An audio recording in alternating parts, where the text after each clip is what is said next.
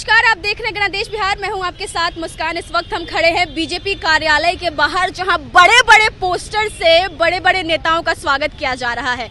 आप देख सकते हैं मेरे पीछे इतनी बड़ी पोस्टर लगी हुई है जहां लिखा हुआ है ठग्स ऑफ इंडिया, परिवारवाद एवं भ्रष्टाचार में डूबी पार्टियों का महासम्मेलन 23 जून 2023।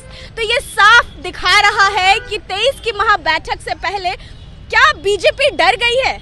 इतने सारे पोस्टर्स लगाने के पीछे क्या रीजन हो सकता है बीजेपी का? और एक ही पोस्टर नहीं, लाइन से आपको दिखाते हैं कि लगातार मुझे लगता है कि 7 या 8 पोस्टर जो है वो बीजेपी ने जाहिर किया है, दिखाया है सामने, जिसको आपको दिखा रहे हैं कि पोस्टर्स पे साफ तौर पे लिखा हुआ है अभी तो मन ही मन हम सब हैं, लेकिन चुनाव बाद आपसी सरफुटवल करके तय कर लेंगे, विपक्षी एकता जिंदाबाद।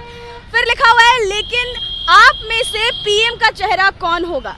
आपको बता दें, इन सारी चीज़ों के पोस्टर बीजेपी ने अपने ऑफिस के बाहर लगा रखे हैं, नीतीश कुमार को ये बताते हुए कि उन्होंने ये विपक्षी एकता का जो जंग छेड़ा है, इस पे उनका क्या जो है कल जो है वो किस तरीके के फैसले आने वाले हैं, किस तरीके से ये चीज़ें काम करने वाली हैं। और लगातार हम आपको दिखा रहे हैं कि किस तरीके से बीजेपी के बाहर इतने सारे पोस्टर्स लगा रखे हैं उन्होंने। यहाँ पोस्टर्स में लिखा हुआ है मिट्टी में मिल जाएंगे लेकिन इनके साथ नहीं जाएंगे, और उसके जस्ट बाद लिखा हुआ है आजा मेरी गोदी में बैठ जा। आपको बता दें, नीतीश कुमार ने अपने भाषण में कहा था कि मिट्टी में मिल जाएंगे लेकिन एनडीए में नहीं मिलेंगे।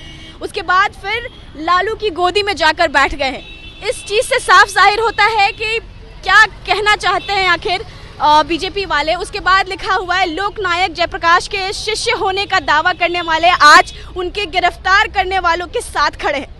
ना समाजवाद प्यारा, ना विचारधारा प्यारी है, तो सिर्फ कुर्सी प्यारी। उसके बाद तीसरे पोस्टर, चौथे पोस्टर में साफ तौर पे लिखा हुआ है लोकतंत्र का काला अध्याय वापस लो, वापस लो। लोकतंत्र बचाने के लिए हमारा अध्याय शुरू कीजिए सर। विपक्षी एकता हम साथ साथ हैं, आपातकाल वापस लो, वापस लो। ये सारे पोस्टर्स के साथ बीजेपी लगातार जो है वो दिखाना चाहती है कि विपक्षी एकता में क्या दम है और कितना दम होने वाला है, वो दिखाएंगे।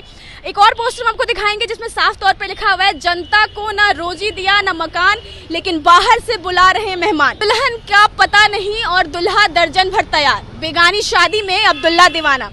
परिवारवाद एवं भ्रष्टाचार में डूबी पार्टियों का महासम्मेलन।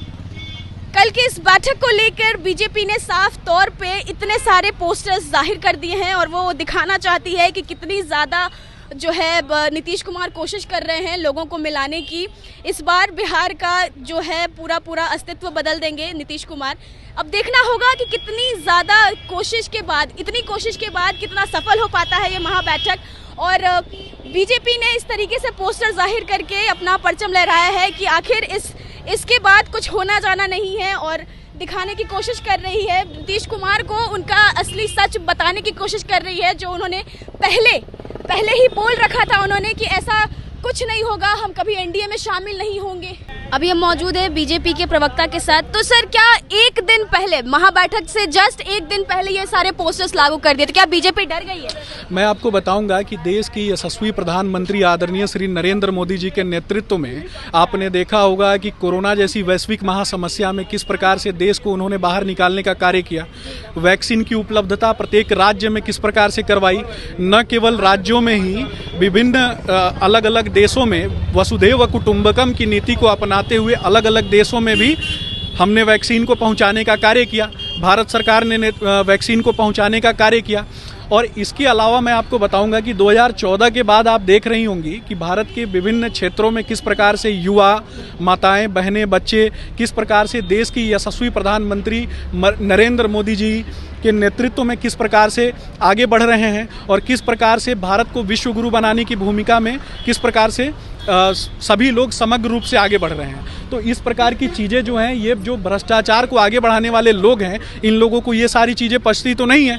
ये लोग अपने अपने राज्यों में बड़े से बड़े कांड करने वाले लोग हैं। आपको मैं बताऊंगा कि अखिलेश यादव की जब सरकार उत्तर प्रदेश में थी, तब इन्होंने क्या किया, इन्होंने अपने संपूर्ण राज्य को दंगाइयों का राज्य बना के रख दिया था, और जहाँ प्रायः दंगे हुआ करते थे, और किस प्रकार से आम जनता के साथ और खास करके सनातन संस्कृति को मानने वाले लोगों के साथ किस प्रकार से दोयम दर्जे का व्यवहार किया जाता था।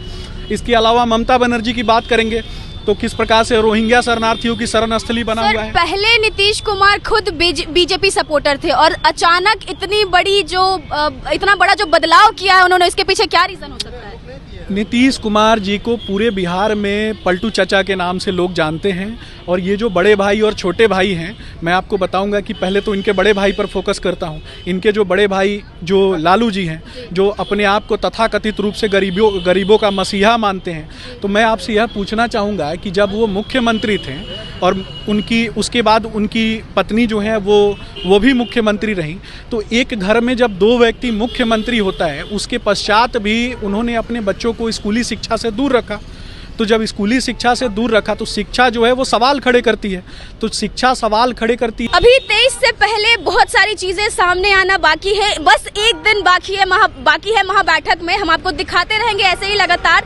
तब तक के लिए आपने अगर फेसबुक पेज को लाइक और शेयर नहीं किया है, कमेंट्स नहीं किया है, तो जरूर करिए।